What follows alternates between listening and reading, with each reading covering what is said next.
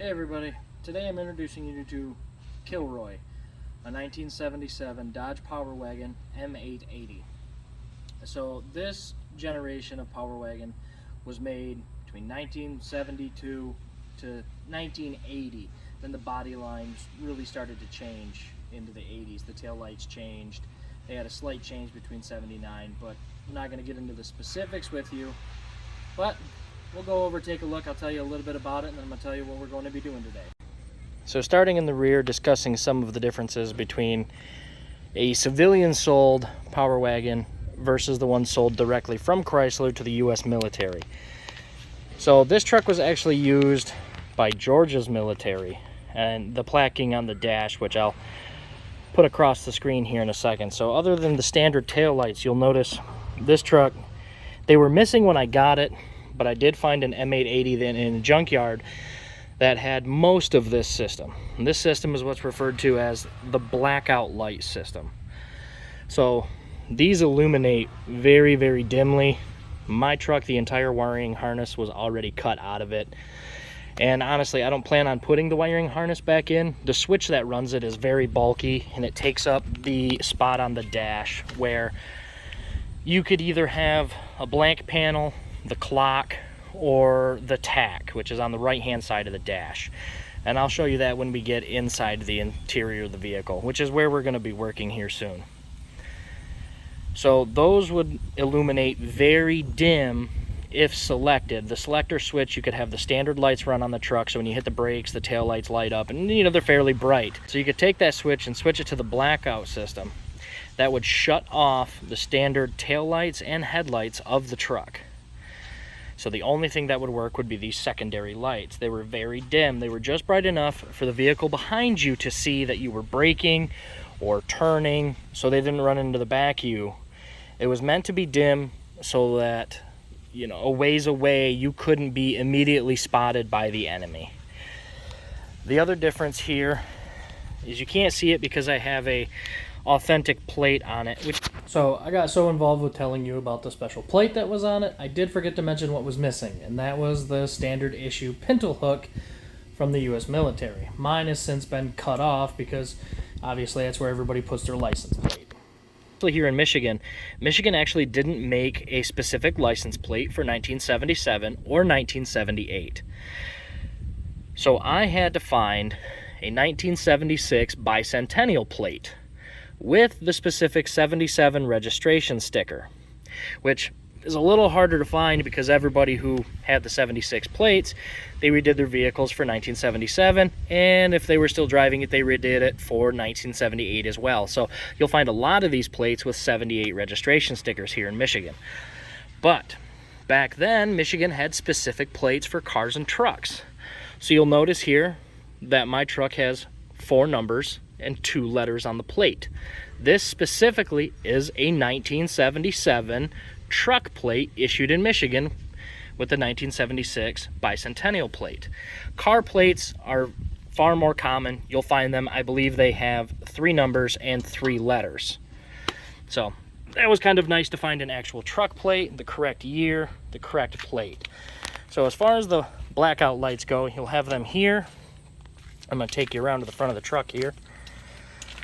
Now, unfortunately, I haven't been able to find them yet, but there should be a very small blackout light right here above the headlight. Those would be the turn signals, the running light indicators. But my hood is snapped off for the one that I found here. So I'm going to try to get in here, show you some of that. But, so inside is a very small light that should illuminate a headlight and usually points it at the ground. So when you find these trucks, they weren't sold with a chrome grille because obviously chrome is easily spotted by the enemy in the distance. So these were actually painted olive drab, or they were camouflaged in olive drab. So when I bought the truck, it didn't have the M880 grille on it.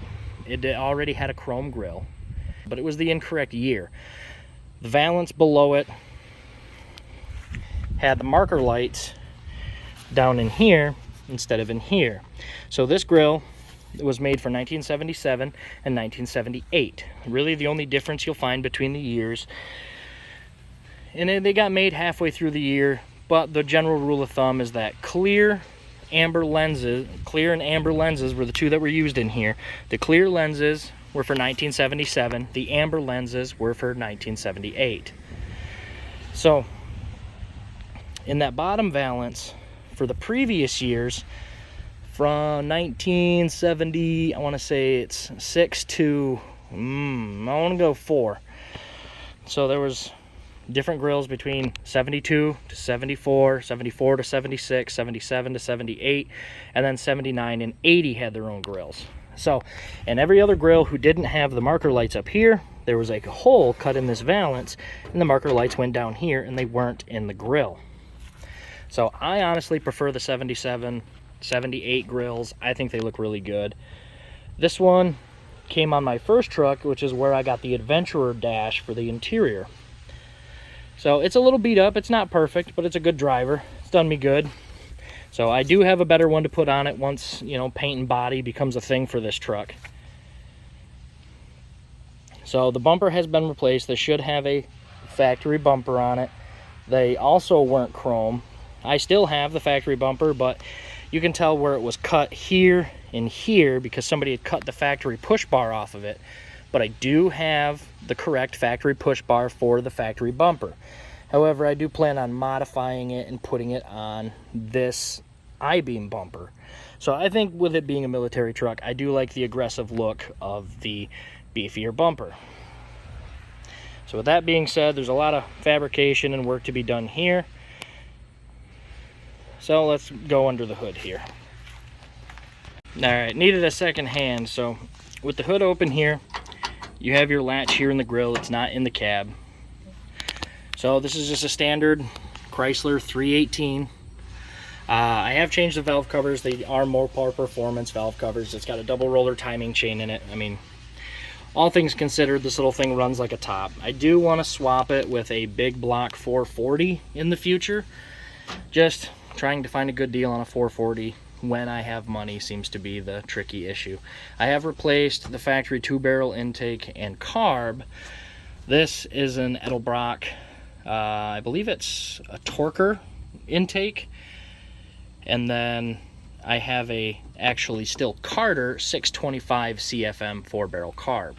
Carter is the same brand that the factory carb was, except it was a 2-barrel. So Carter was eventually bought out by Edelbrock, which is why you can tell they do look very similar to an Edelbrock carburetor. So this lovely rat's nest in the corner. When my truck, the bulkhead had so much green cancer in it, it was honestly easier to replace the harness with something updated versus trying to repair the hacked wiring job from the military, the Forest Service, and everybody else who owned this truck. When I bought it, I saved it from being somebody's mud truck. They couldn't keep it running, and so I got a good deal on it there. So I've been busy trying to wire loom some of this, try to make it look a little more acceptable. I do have a short in the brights system, so that's why it's not quite finished up here. So the bulkhead here is missing, but the nice thing I like about this wiring harness is every one of these wires is labeled, so it makes it extremely easy to work on down the entire length of the wire. So inside is an upgraded fuse box that runs on blade fuses instead of the glass bus fuses. And this will get bolted up under the firewall, really where you can't see it too much. And that's this little guy here. So still have yet to mount that, make a plate to cover the bulkhead hole, but all in due time. I figured it was good for the future of the truck if I planned on driving it. An upgraded harness was definitely not going to hurt anything, and I figured with new wires everything would work better and run a lot longer. So here on the interior, I did have to change the doors. The doors were rotted out, so these are off of, I believe these actually came from a Warlock, but don't quote me. That's another addition to the truck which we may talk about on the channel. I'm not sure. So unfortunately, you see this lovely, lovely body fender work here. So backing up one day, had the door open and did not see a wheelbarrow sitting there, and it bent the door completely. I mean, if you've seen Tommy Boy, all the way to the fender, it was almost identical. So unfortunately, it broke the door hinge and just destroyed the fender, destroyed the door. So I've already got new doors for it. I have fenders for it. I just haven't gotten around to swapping them yet. So still in the process of cleaning up the door panels. I have the door panels for them. I have the window cranks and everything. So unfortunately, the door panels are still off of it for now. But I have replaced the bench seat that would have been in here standard. This is the bucket seat system, commonly referred to as a buddy seat. So the cool thing about this, has a nice little center console here, a little drop down cushion so you can get behind the seats.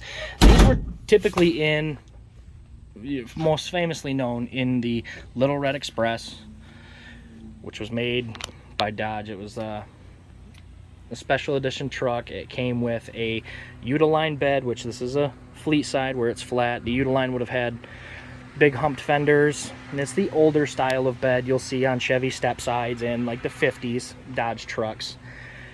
So with this being a military truck from Chrysler, this was about as basic as you could get. Originally it didn't have a sliding window in it. I put the sliding window in it from my 78 Adventurer. So this dash cluster here, this would have all been the same. This is all the M880. But all this wood grain would not be here. So all of this was literally just one solid chunk of plastic. It was just plastic, holes cut into it. It was pretty, in my opinion, it was pretty ugly. So I still had the wood grain dash out of my Adventurer, which I replaced. I think it looks much nicer. So the outside of the truck is going to have that rugged military look. It's going to go back to olive drab. It's going to be flat colors. As you can still see, it's still the OD green, olive drab here on the inside of the cab. But it's going to have the nice dash, the nice seats. So moving over here, you have all of the insignia stuff from the military. So this is the actual nomenclature number, Chrysler Corporation. This is all of the information from the U.S. government about the truck. Tells you the the payload maximum, curb weight, just basically things of the stuff. Dated delivery. So up from there, you've got some stuff that was put here from Georgia's military. This vehicle is the property of the state of Georgia. There's this nice little barcode here. So I plan on leaving all of that. I like the history of the truck. I think it's what makes it very unique. So somebody has added some aftermarket gauges here, which I'm probably going to remove. So moving over here, this truck is old enough where it actually has a manual choke. That's what this is here. So this one's actually from the Forest Service. Let's see, federal property, fire use. No, okay, sorry. This one is from fire rescue. So this truck was passed around a little bit. It was fire rescue for the Forest Service. So once it left the military, it was sold to the Forest Service and used for fire rescue. If you pay attention to the right front fender, somebody had painted it white at one time. You can see the lettering under the paint. You can still make out some of the fire rescue, and that's where, so everything's peeling on the front end. You can see that's where it's red. That's from being a fire rescue truck. So this is the four-wheel drive shifter. All the shifters in the 70s for Dodge and Chrysler were all created and made from Hurst. So I thought, so once it left the military, it was sold to the Forest Service and used for fire rescue. If you pay attention to the right front fender, somebody had painted it white at one time. You can see the lettering under the paint. You can still make out some of the fire rescue, and that's where, so everything's peeling on the front end. You can see that's where it's red. That's from being a fire rescue truck. So this is the four-wheel drive shifter. All the shifters in the 70s for Dodge and Chrysler were all created and made from Hurst. So I thought, well, you know what better than to put a Hurst T-handle on it. So back on the outside of the truck, yeah, I've added some aftermarket antenna whips, some beer can hustler whips that my father had back in the day. I think it really matches that 70s look. I do have a 70s era Cobra, I believe a Cobra 19 CB inside, just to kind of complete that really vintage look. Like I mentioned, we upgraded the sliding back window. So a couple of more things about the bed here that's a little different than a normal, standard truck bed. So when this truck was used to load at the airstrip and bring it back to base. So honestly, all this truck did was drive off to the airstrip, get loaded with stuff, and go back to the base. So this was also a troop carrier. I don't have any of the other military issue things, but there is supposed to be seating that can slide into the bed holes, fold down, and you can carry troops back here on both sides. There should be a covered canopy, which I am also missing and I'm hoping to get eventually. And down here on the floor, you can see there's some holes drilled here. These were supposed to do the 24-volt heater system in the generator, so that you could heat back here when you had the canopy up to, keep the guys warm when you were taking them and it was cold. So this truck had a 12-volt system running the actual vehicle, had the 24-volt system that ran the heater. So the only other thing that I find odd is it wasn't made with tailgate straps. So I find that interesting as well. So the tailgate just comes right off. I'm sure it was for ease of loading, ease of use, but I did save the the mounting stuff from my original truck. So that will be getting tailgate straps.